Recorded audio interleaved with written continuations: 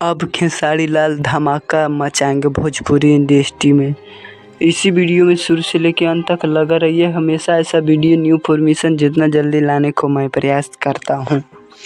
अब धमाकेदार खेसारी लाल धमाकेदार अब भोजपुरी इंडस्ट्री में मचाएंगे। और आज अब लगन अब शुरू हो गया, चौथा महीना कल से चल जाएगा और भोजपुरी इंडस्ट्री में धमाल और बवाल मचाते ही रहता है। और खेसारी लाल के गाना तो मचाबे करता है भोजपुरी इंडस्ट्री में और मचाते ही रहेगा।